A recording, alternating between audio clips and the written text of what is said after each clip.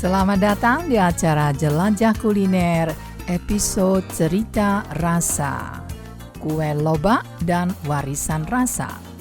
欢迎收听美食无国界.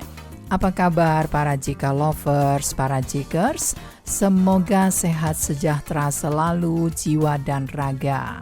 Saya Maria Sukamto dan hari ini saya ingin mengajak Anda jalan-jalan.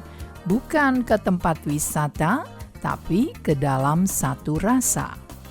Rasa yang sudah hidup ratusan tahun, melewati zaman kerajaan, penjajahan, hingga era digital sekarang. Rasa itu hidup dalam satu makanan yang mungkin sudah Anda kenal dan mungkin juga belum pernah Anda coba. Namanya kue lobak. Teman-teman Jamers dan juga teman-teman Jakers tentu sudah mengenal kue yang bernama kue lobak Luo Po Kao ini. Kue ini sering muncul saat tahun baru Imlek, tapi sebenarnya dia bukan sekadar camilan musiman. Kalau Anda pernah mencium aromanya saat dikukus, ada semacam kehangatan yang sulit dijelaskan. Aroma lobak dan beras bercampur jadi satu, dan tiba-tiba semua terasa lebih dekat. Misalnya rumah, keluarga, masa kecil muncul dalam benak kita. Di Taiwan, kue ini dikenal sebagai cai tao kue. Warnanya putih, bentuknya kotak sederhana kalau kita iris, tapi sejarahnya tidak sesederhana bentuknya.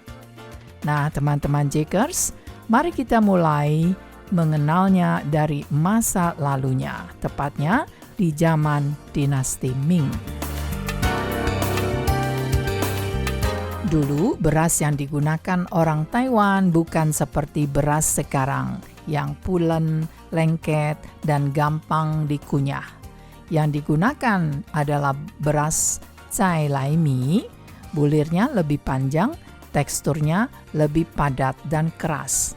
Beras ini sudah menjadi makanan pokok sejak akhir dinasti Ming dan terus digunakan sampai hampir 3 abad kemudian. Kalau Anda pernah makan kue lobak, kue talam, atau kue tradisional lainnya, maka semua itu awalnya dibuat dari beras cai lai mi. Menurut Wang Haoyi, seorang arkeolog kuliner, beras ini adalah fondasi dari hampir semua makanan kecil tradisional Taiwan. Tapi, mengapa kue lobak jadi begitu penting?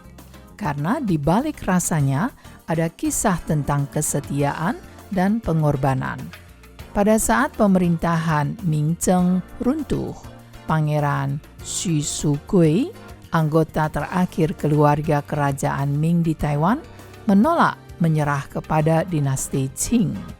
Ia memilih mengakhiri hidupnya. Tapi sebelum itu, ia memberikan seluruh tanah pertaniannya kepada para petani yang bekerja padanya.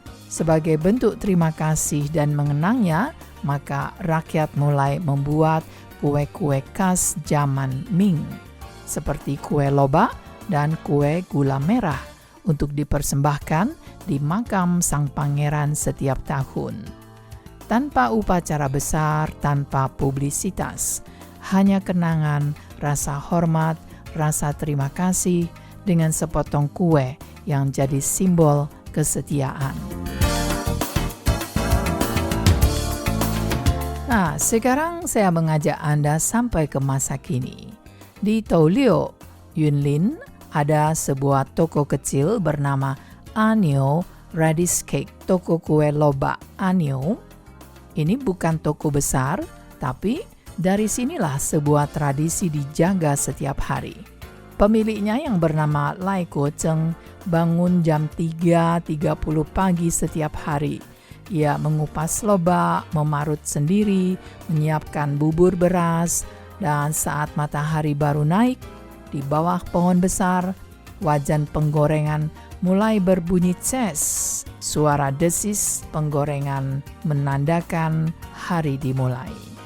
Kue loba digoreng hingga renyah di luar, tapi lembut di dalam, harum dalam aroma rongga mulut kita. Disajikan dengan minuman sari beras buatan sendiri, atau dengan sup darah babi, atau sup miso yang hangat.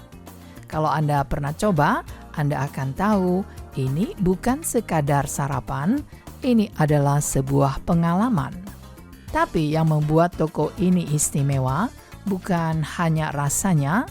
Lai dan keluarganya menanam sendiri beras dan lobaknya.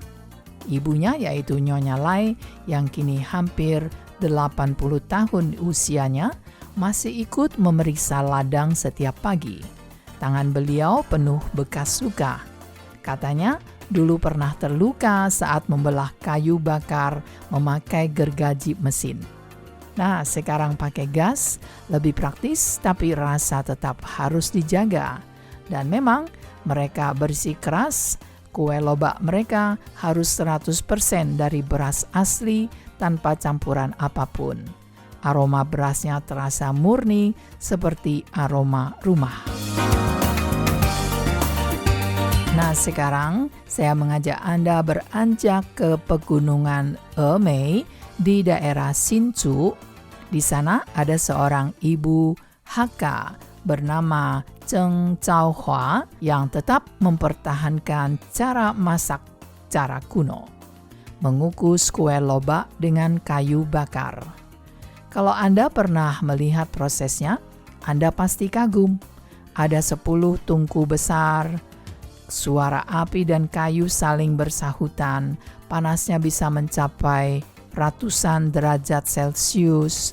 Dan Zheng bilang ini pekerjaan berat, apalagi di musim panas. Tapi beliau tetap bertahan, karena menurutnya kalau tidak pakai kayu bakar, rasanya beda. Aroma asap itu bukan sekadar efek tambahan, itu adalah jiwa rasa.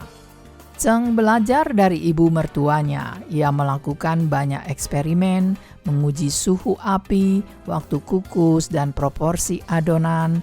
Dan dia mempunyai prinsip, kalau mau hasilnya enak, bahan tidak boleh pelit. Semua bahan dipilih sesuai musim.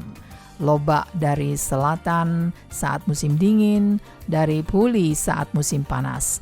Dan tentu saja selalu dengan beras cai laimi.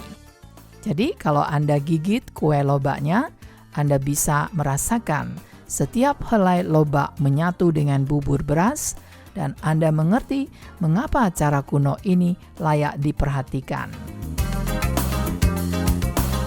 Tapi zaman berubah. Dulu di Taipei ada kawasan yang dikenal sebagai Jalan Kue karena begitu banyaknya penjual makanan dari beras. Salah satunya adalah toko kue Linzhen yang berdiri sejak tahun 1964. Dari gerobak kecil, kini mereka menjadi pemasok pasar-pasar tradisional di Taipei. Gaya hidup masyarakat berubah. Orang-orang mulai lupa cara menggoreng kue sendiri di rumah, maka kue lobak perlahan bergeser dari kebutuhan harian menjadi simbol nostalgia. Dan sekarang ada modifikasi dengan rasa baru, yaitu menggunakan kue lobak rasa laut dengan udang sakura dan saus XO, hingga versi jamur minyak wijen yang menghangatkan badan. Tapi satu hal yang tidak berubah, semua tetap dibuat dari beras asli Taiwan dengan resep warisan. Jadi ketika Anda makan kue lobak, Anda tidak cuma makan camilan, Anda sedang menikmati satu lembar sejarah, satu keping kenangan, satu bentuk cinta yang diwariskan diam-diam tapi tak pernah pudar. Terima kasih sudah mendengarkan cerita rasa di Jelajah Kuliner. Sampai jumpa di episode berikutnya.